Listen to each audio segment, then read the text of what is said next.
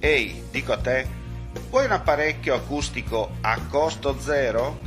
Acustica Friulana, via Visinale 16, Muzzana del Turniano, Udine. Telefono 334 27 67 731. Test dell'udito direttamente a domicilio, semplice e veloce. Pagamenti su misura. Non aspettare di non sentire. Campagna di prevenzione dei problemi uditivi. Acustica Friulana. Test dell'udito direttamente a domicilio, semplice e veloce. Un'occasione da non perdere.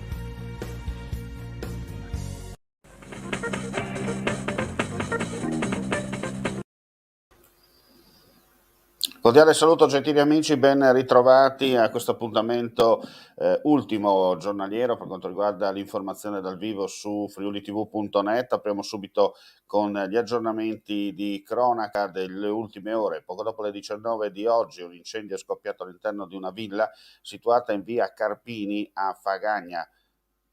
Una donna è morta a causa delle gravissime ustioni riportate. Sul posto il personale sanitario inviato dalla Sores, i vigili del fuoco del comando di Udine, con il funzionario di guardia e i carabinieri. La salma, dopo aver spento l'incendio, è stata recuperata e ricomposta nella cella mortuaria della cittadina pedemontana del Friuli.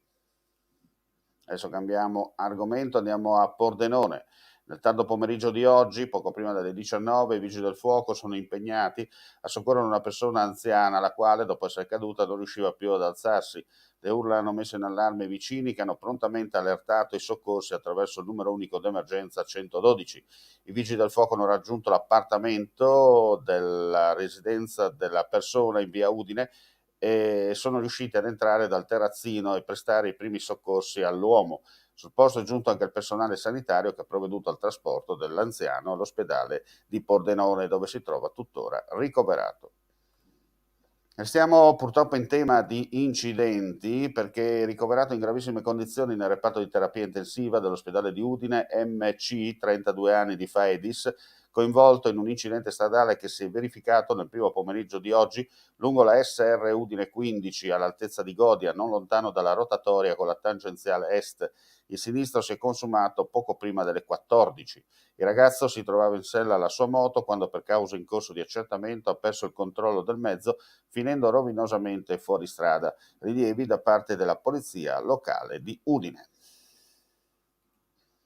Andiamo a chiudere anche con una bella notizia, perché l'immobiliarista friulano Leonardo Piccoli è stato eletto alla vicepresidenza nazionale della FIAIP al 15° congresso nazionale al Palazzo dei Congressi di Bologna, che ha visto oltre 600 delegati provenienti da tutta Italia e che lo ha confermato per il secondo mandato alla guida della Federazione Italiana Agenti Immobiliari Professionali, il presidente eletto Giambattista Baccarini. La squadra che lo affiancherà nel prossimo quadriennio saranno appunto, oltre a Leonardo Piccoli come vicepresidente, ci sarà Marco Grummetti, vicepresidente nazionale vicario, Fabrizio Segalerba, segretario nazionale, Carmelo Mazzeppi, tesoriere nazionale. Gli altri vicepresidenti nazionali sono Monica Andreotti, Giuseppe Sullutrone, Giuliano Olivatti, Corrado Mirra e Luca Ronca. Complimenti chiaramente all'amico Leonardo Piccoli per questa conferma della sua professionalità anche a livello nazionale.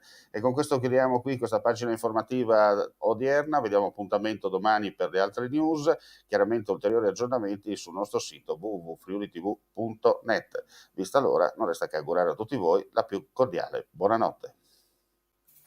Vuoi assaggiare una birra dove al suo interno scopri la specialità tipica friulana? Lumi Beer, il prodotto ricavato in 20 ettari di terreno coltivato orzodistico, biodiversità, performance ambientale.